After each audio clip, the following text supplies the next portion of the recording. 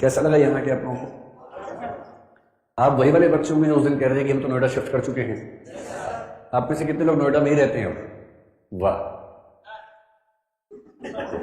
हाँ, अशोक नगर को अब तकनीकी तौर पर दिल्ली मानना पड़ेगा, ठीक बात है, एड्रेस तो दिल्ली का ही आता है। अशोक नगर कितना दूर है यहाँ से? 1 किलोमीटर पैदल लाने का रास्ता है। आप लोग पैदल ही आते हैं वहां से? तो आपकी उम्र में तो मतलब 1-2 किलोमीटर क्या होता है पता भी नहीं चलना चाहिए।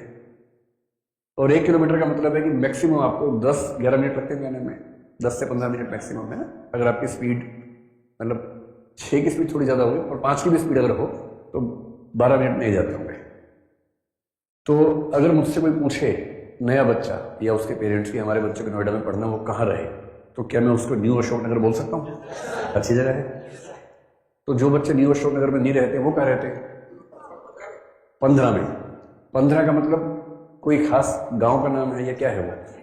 सेक्टर 15 तो ये है, मैं जानता हूँ, लेकिन अच्छा ABCD ब्लॉक्स, क्योंकि नोएडा में क्या है कि जो मेन रोड्स हैं वो तो सेक्टर्स में डिवाइडेड है। उसके एकदम पीछे जो पुराने गांव हैं वहाँ बहुत लोग रहते हैं, वहाँ पर बहुत सारे पीजीज चलते हैं।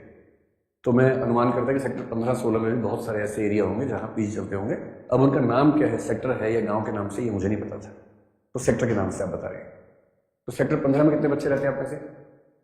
अच्छा, सेक्टर 15 और न्यू अशोक नगर में सस्ता कौन सा पड़ता है? न्यू अशोक नगर है। तो एक बार फिर से मैं आप लोगों का धन्यवाद अदा करता हूँ कि आप लोगों ने, असल में कल मैं दिन भर यहाँ पर था नोएडा में ही, 4 महीने से हमारी टीम काम कर रही थी यहाँ। और करोल बाग में पिछले कुछ दिनों में जो बच्चों की संख्या थी उसको देख के हमें अंदेशा था कि बच्चे हैं कहाँ, वो जो एक ज़माने में नेहरू विहार में थे वो हैं कहाँ। करोल बाग तो आते नहीं थे, मतलब कितने आते थे उसके आधे या उससे थोड़े कम। नेहरू विहार मुखर्जी नगर में बच्चे दिखते नहीं थे। वहाँ के लोग बोलते हैं आजकल बच्चे दिखते ही नहीं। हमें लगा गए कहाँ, करोल बाग में भी नहीं आ रहे, नेहरू विहार में दिख नहीं रहे हैं। तो हमने इसी भ्रांति में 4 दिन पहले वहाँ जब क्लास रखी, ज़्यादा बच्चों को बुला लिया, लेकिन उस दिन मुझे समझ में आया कि नहीं, बच्चे हैं आसपास कहीं ना कहीं छुपे हुए हैं, लेकिन वो हैं। समय होने पर वो निकल के आते हैं अपनी अपनी गुफाओं से बाहर। जैसे कुंभ के मेले में बहुत लोग गुफाओं से निकल के आते हैं, कुंभ में नहाते हैं फिर लौट जाते हैं। अब ऐसे कल हम जब यहाँ आए तो हमारी टीम बड़ी पसोपेश में थी कि बच्चे नोएडा आना पसंद करेंगे या नहीं करेंगे मुखर्जी नगर से। तो मैंने कहा आना ही चाहिए, क्योंकि करोल बाग में तो कोई बच्चे नहीं आ रहे, तो हम ये मान सकते हैं कि नोएडा में आना चाह रहे होंगे। पर हम ये मान के चल रहे थे कि जितनी यहाँ की क्लासरूम की स्ट्रेंथ है, ये सेमिनार रूम है, बाकी क्लासरूम थोड़े छोटे यहाँ पर है, तो हमने ये मान लिया था कि लगभग 50% के आसपास बच्चे आएंगे। तो आज बच्चों ने वही सरप्राइज हमें दिया जो आपने दिया 4 दिन पहले। मैं जब सुबह 11 बजे पहुंचा यहाँ तो हंगामा हो रहा था, मतलब अच्छे वाला हंगामा, बुरे वाला नहीं। बच्चे ज़्यादा आ गए थे, तो मैंने अज्यूम किया कि उनमें से कुछ बच्चे तमाशा देखने आए होंगे कि चलो चलो नोएडा में तमाशा है, आज देख के आते हैं। तो मैंने उनसे हर क्लास में जाके मैंने पूछा, आप में से तमाशबीन कितने हैं भाई जो आज तमाशा देखने आए? तो बोले नहीं, हम क्लास करने हैं और करेंगे हम। तो मुझे कल रात तक जो दुविधा थी कि नोएडा में बच्चे आएंगे नहीं आएंगे, वो दुविधा आज पूरी तरह से जड़ से खत्म हो गई। तो कल तक मैं ये कह रहा था कि हमें अनुमान है कि भविष्य में नोएडा हिंदी माध्यम का हब बनेगा। आज मैं ये घोषणा कर रहा हूँ कि नोएडा हिंदी माध्यम का हब बन गया है। अब कोई दुविधा, कोई दूर दूर तक दुविधा नहीं।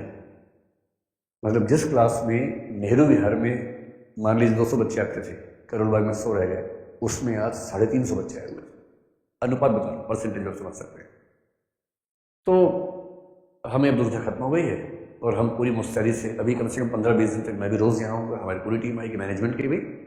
और कोशिश ये रहेगी, क्योंकि जब कुछ नया सेंटर बनता है ना तो उस दिन एक शब्द है अंग्रेजी में टीदिंग इश्यूज़। टीदिंग इश्यूज़ का मतलब ये जब बच्चे के दांत आने लगते हैं ना, बहुत खुजली होती है उसको दांत में, दांत तो आए नहीं, खुजली का हो रही है, जहाँ से दांत निकलते हैं वहाँ खुजली होती है। तो वो जो चीज़ मिलता है मुंह के अंदर रख के रगड़ने लगता है क्योंकि खुजली हो रही है, तो उसको प्लास्टिक की चाबी देते हैं, प्लास्टिक के छल्ले देते हैं कि उससे रगड़े, क्योंकि वो तो कुछ भी चाकू लेगा उससे रगड़ देता है। तो इसको बोलते हैं टीदिंग इश्यूज़, थोड़ी परेशानी शुरुआत में। तो अंग्रेजी का मुहावरा है कि जब भी आप कुछ नया शुरू करते हैं तो वहाँ टीदिंग इश्यूज़ आते हैं। तो टीदिंग इश्यूज़ यही जैसे मार्केट में रखा हुआ था क्योंकि पहली क्लास है। तो 2, 4, 5, 7 दिन में यहाँ चीज़ें उतनी ही स्मूथ हो जाएंगी जितना नेहरू विहार में थी। पीजीज मेरा अनुमान है कि जैसे वहाँ थे वैसे यहाँ भी होंगे ही। मुझे ये पता लगा कि यहाँ के पीजीज में खाना भी देने की व्यवस्था होती है, शायद वहाँ पता नहीं ऐसा था या नहीं था। लेकिन जो फीडबैक मेरे पास अब तक है वो ये कि पीजीज के मामले में अगर 19-20 भी है तो यहाँ 20 ही पड़ेगा, 19 नहीं पड़ेगा। और यहाँ क्योंकि सॉफ्टवेयर इंडस्ट्री में काम करने वाले लाखों लोग यहाँ रहते हैं तो उनके लिए पीजीज बनते हैं बहुत सारे नोएडा में, और वो पीजीज थोड़े से बेहतर बनते हैं। एक तो यहाँ ज़मीनें सस्ती हैं, दूसरा डिमांड बहुत ज़्यादा पीजीज की है, ज़मीनें ज़्यादा हैं, तो यहाँ थोड़ा स्कोप ज़्यादा है, वहाँ स्कोप कम था। छोटी सी बिल्डिंग थी 25 गज की, उसी में 4 फ्लोर है 5 फ्लोर है, तो थोड़ा सा मुश्किल था। तो मेरा अनुमान है, बाकी आपको डिसाइड करना है। हमारी तरफ से आप यहाँ क्लास करें, करोलबाग में करें, हम अपनी जिम्मेदारी से पीछे कहीं नहीं हटेंगे। लेकिन जो बात मैंने आपसे उस दिन भी कही थी, आज फिर दोहरा रहा हूँ, हमारी नज़र में हिंदी माध्यम का मुख्य कार्यालय और मुख्य सेंटर कौन सा है? नोएडा है, और अंग्रेजी माध्यम का करोलबाग। ठीक 1 महीने बाद नीचे मेंटरशिप लाइब्रेरी भी तैयार हो जाएगी, और फिर हम फिल्म्स की मेंटरशिप पे काम शुरू करेंगे। जो बच्चे नेहरू विहार मेंटरशिप में थे, इस बार की मेंटरशिप में हम नेहरू विहार का ऑप्शन दे नहीं पाए बच्चों को, करोलबाग का ऑप्शन दे पाए थे। अब वो ऑप्शन यहाँ पर देके उनको लेके आएंगे 1 जनवरी के आसपास, मेरे ख्याल से वो भी शुरू कर देंगे। ठीक है, यहाँ पीछे इस बिल्डिंग के कॉम्प्लेक्स में ही क्लासरूम के पीछे घास का बगीचा है बहुत बड़ा, देख लिया होगा आप लोगों ने, आपसे क्या छिपा है। तो जब क्लास खत्म हो, सर्दियों का समय, धूप सेकने के लिए आप वहाँ जा सकते हैं, वहाँ आराम से बैठे। इस जो बिल्डिंग के मालिकान हैं उनसे हमारी बात हो गई थी, तो वो खुश हैं कि बच्चे वहाँ बैठेंगे, लेकिन गंदा मत कीजिएगा, है ना। वैसे मैंने कह दिया कि ये बच्चे इतने अच्छे हैं, कल को कलेक्टर बनेंगे, एसपी बनेंगे, इनको पता है सफाई कैसे रखनी है, और पूरा जिला साफ करेंगे बड़े होकर। तो अभी तो एक बगीचे को साफ करने की बात है, कर लेंगे साफ। तो कभी टॉफ़ी वॉफ़ी खाने का मन करे, कोई छिलका बिलका तो बैग में रख के ले जाना है, या डस्टबिन वहाँ होंगे, इतना ध्यान। मतलब मैंने आपकी तरफ से जबान दे दी है उनको, नाक मत कटवाना मेरी। जैसे मम्मी अपने बच्चों को ऐसे डांटती है कि किसी के घर जा रहे हो, नाक मत कटवाना मेरी। वो पूछेंगे काजू खाओगे? हाँ, लपक लिए सारे काजू। ऐसे नहीं करना है, बोलना है मैं खा के आया हूँ, मेरा पेट भरा हुआ एकदम, ऐसे बोल के मना कर देना कायदे से। तो मैंने उसी तरह से आपकी तरफ से जवाब दे दी है यहाँ के मालिकान को कि हमारे बच्चे बड़े सुशिक्षित, सभ्य, सुशील हैं, गंदगी का सवाल ही नहीं, बल्कि कुछ गंदगी देखेंगे तो साफ कर देंगे, वो कितने अच्छे बच्चे हैं। तो ये भी चौंक गए उसके बाद, और तब से ढूंढ रहे हैं कि ऐसे बच्चे कहाँ पाए जाते हैं। आज से उनको मिलने शुरू हुए। तो ध्यान रखना भाई, नाक मत कटवा देना, है ना, थोड़ा साफ सफाई से, ताकि क्योंकि आपको भी बैठना है, कल को आप गंदा करेंगे फिर आप ही तो बैठेंगे पर्सन्स के ऊपर, तो सबके लिए साफ रखिए।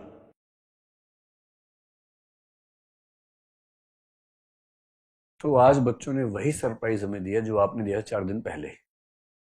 मैं जब सुबह 11 बजे पहुंचा यहाँ तो हंगामा हो रहा था, मतलब अच्छे वाला हंगामा, बुरे वाला नहीं। बच्चे ज्यादा आ गए थे, तो मैंने अज्यूम किया कि उनमें से कुछ बच्चे तमाशा देखने आए होंगे कि चलो चलो नोएडा में तमाशा है, आज देख के आते हैं। तो मैंने से हर क्लास में जाके मैंने पूछा, आप में से तमाशबीन कितने हैं भाई जो आज तमाशा देखने आए? तो बोले नहीं, हम क्लास करने आए और करेंगे हम यहाँ क्लास। तो मुझे कल रात तक जो दुविधा थी कि नोएडा में बच्चे आएंगे नहीं आएंगे, वो दुविधा आज पूरी तरह से जड़ से खत्म हो गई। तो कल तक मैं ये कह रहा था कि हमें अनुमान है कि भविष्य में नोएडा हिंदी माध्यम का हब बनेगा। आज मैं ये घोषणा कर रहा हूं कि नोएडा हिंदी माध्यम का हब बन गया है। अब कोई दुविधा